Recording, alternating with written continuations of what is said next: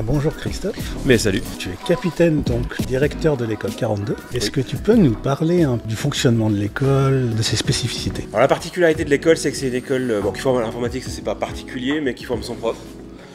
Fondamentalement, c'est vraiment le côté très nouvelle génération. On n'a plus envie de suivre un cours, on n'a plus envie d'être passif. C'est vraiment de jouer, de travailler là-dessus. Et puis en fait, quand on dit son prof, c'est une erreur fondamentale parce qu'en fait, tout le monde peut être à un moment donné le prof de l'un et de l'autre. Et on sait qu'aujourd'hui, de plus en plus de personnes aiment apprendre en essayant, en échangeant. Et ça, c'est fondamentalement différent par rapport à le mode classique d'éducation. Et ce qu'on va rajouter là-dessus, parce qu'en même temps, pour faire ça, il faut avoir envie, il faut gagner quelque chose en partageant. On va rajouter pas mal de gamification, de la motivation, des enjeux, des points d'expérience, etc.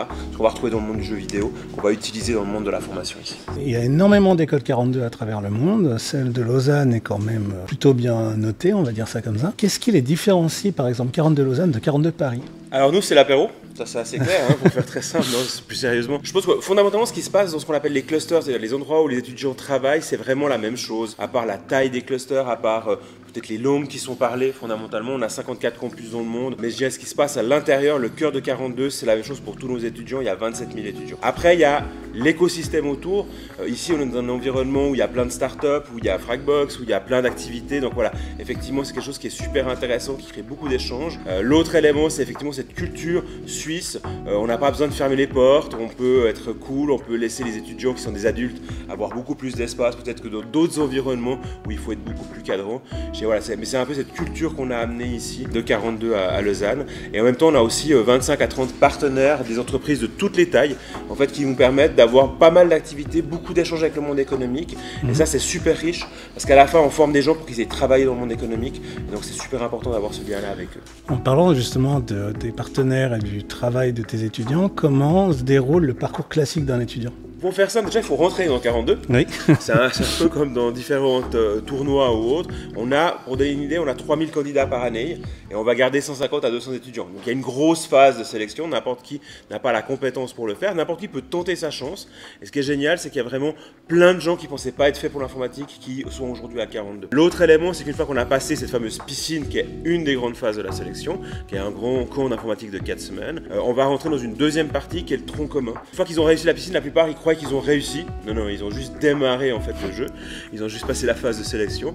Et là, ils vont partir pour 12 à 24 mois de formation intensive en fonction de leur réalité, travail à côté, famille et compagnie. Une fois qu'ils ont terminé, pour ceux qui survivent à cette épreuve-là, ce tronc commun, hier on avait la remise des diplômes de fin de tronc commun. On avait à peu près 130 étudiants qui ont survécu de la première ou de la deuxième volée. Et là, ils vont partir dans le vrai monde, le monde professionnel à travers des stages et ensuite des phases de spécialisation parce que l'informatique est ultra variée.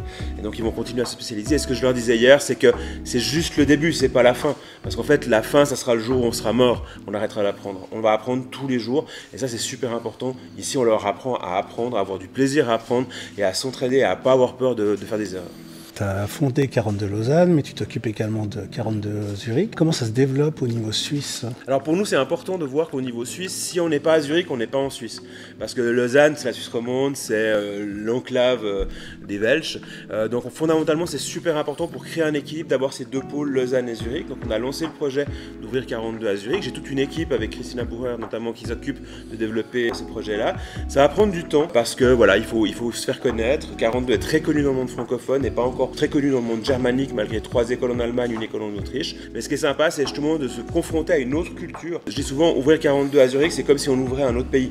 Donc c'est pas le même pays. Pour nos collègues français, c'est très étonnant d'entendre ça. Mais c'est vraiment ce point de vue, on doit tout réinventer, on doit changer les codes. Et ce qui est bien, c'est que notre école, elle aime casser les codes. Alors on les a cassés ici à Lausanne.